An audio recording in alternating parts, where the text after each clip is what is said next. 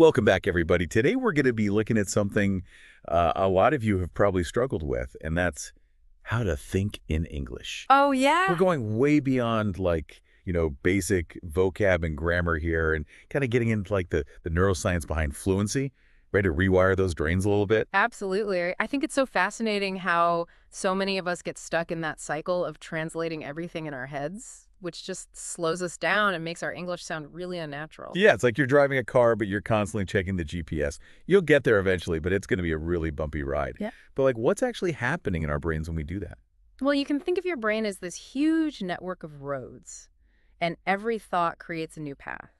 And every time you translate, you're reinforcing that road, that translation road, and it becomes the default path for your thoughts.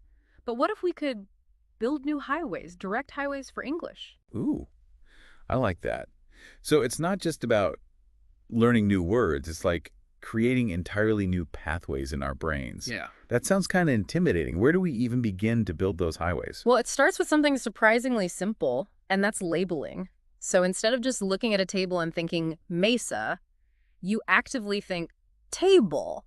I've heard that before, but I always thought that was way too basic. Does that really make a difference? It sounds simple, but it's actually incredibly powerful because what you're doing is forging this direct link between the object and the English word for it, and you're bypassing that translation step.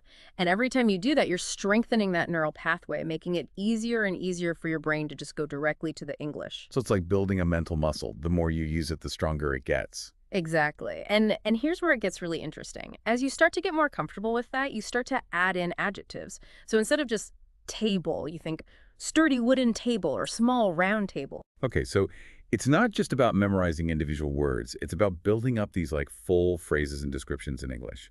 So we're labeling things, adding in details, making those connections. What's the next step in rewiring our brains?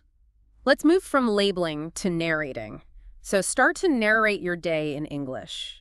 Even the most mundane tasks, like brushing your teeth, making coffee, getting dressed, describe it all in your head in English. So I'm giving my inner monologue an English script. Exactly. You're providing your brain with this constant practice of forming sentences and expressing those thoughts naturally in English. Okay, I can see how that would be helpful, but it also seems like it could get pretty repetitive. How do I keep it from being boring? That's where you can get creative. So challenge yourself to use different vocabulary and sentence structures. Instead of just saying, I'm brushing my teeth, you could say, the bristles feel so soft against my gums. You can even add a little humor or playfulness to it. So I could narrate myself making a disastrous breakfast with dramatic commentary. Mm. Okay, I'm on board with narrating my day, but what about absorbing English from the world around me? That brings us to the technique of shadowing. And that's essentially mimicking the English that you hear in movies, podcasts, conversations. Mimicking, just repeating what I hear. How does that help me think in English? It's more than just parroting words back. When you're shadowing, you're tuning in to the rhythm, the intonation, that natural flow of English.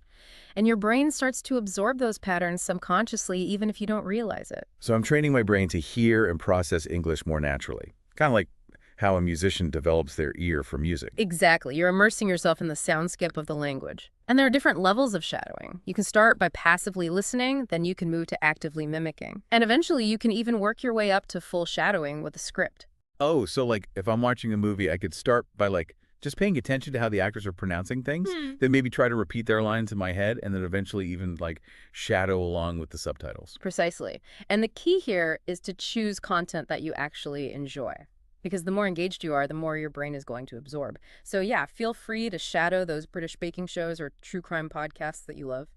Sounds less like language learning and more like an excuse to binge watch my favorite shows. I can definitely get on board with that. But what about actively expanding my vocabulary? That's where active vocabulary building comes in. So don't just look up words in isolation. Challenge yourself to actually use them in your inner monologue. So if you come across a new word, imagine yourself using it in a sentence. So if I learned the word serendipity, I could think, I hope I have a moment of serendipity today while exploring the city. It's like giving those new words a test drive in my brain. Exactly. And the more you do that, the more those words are going to become part of your active vocabulary, ready to be used when you're speaking. This is all making so much sense. But there's one technique that I've always been kind of hesitant about, and that's self-talk. I mean, talking to myself in English. Not a little weird. I understand the hesitation, but trust me, it's one of the most powerful tools that we have for rewiring our brains to think in English. We'll get into the why and the how of self-talk after a quick break. All right, sounds good. All right, so we're back, and I'm ready to tackle this whole self-talk thing. I get that it's supposed to be really effective, but it just seems so strange. Like, am I really just going to be walking around talking to myself in English? I get it. It can feel awkward, but think about it this way. Yeah. You already have those inner dialogues all the time, right? Like planning your day, making decisions, maybe even replaying that awkward conversation you had. Oh, yeah. My inner monologue never shuts up. But how do I shift that into English? Well, you can start small. So instead of just like mentally listing out your to-do list, actually say those thoughts out loud in English. Like, okay, first I need to finish that report.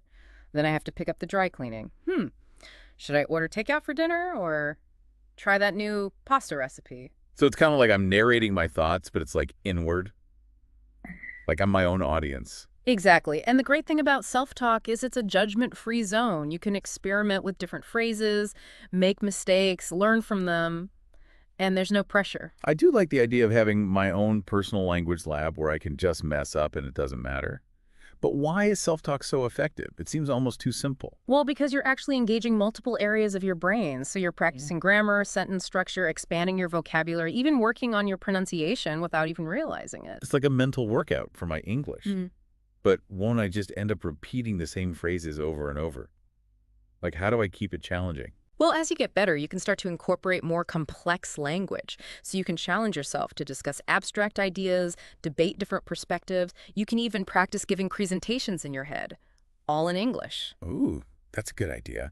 So, like, I could mentally rehearse a speech or even, like, have a debate with myself about current events? Exactly. You're really pushing your brain to think critically and creatively in English. And that's what leads to fluency and confidence. This is incredible. I'm starting to see how all these techniques work together. Labeling, narrating, shadowing, now self-talk. It really seems like it can shift my mindset. But I am curious about immersion.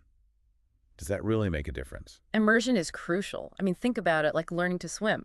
You can read all the books and study all the techniques, but until you get in the water, you're not really going to learn how to swim. So it's about creating an environment where I'm like constantly exposed to English. But for those of us who can't just like hop on a plane to an English-speaking country, what does that actually look like? Well, it's about building your own English ecosystem right where you are. Surround yourself with the language as much as possible. Switch your phone and computer settings to English. Listen to podcasts and music in English. Watch movies and shows in English. Yeah, create that constant background hum of English. But isn't there a risk that I'll just like tune it out if it becomes too passive? That's where active listening comes in. So don't just have it on in the background. Really engage with it. Pay attention to the pronunciation, the rhythm, how words are used.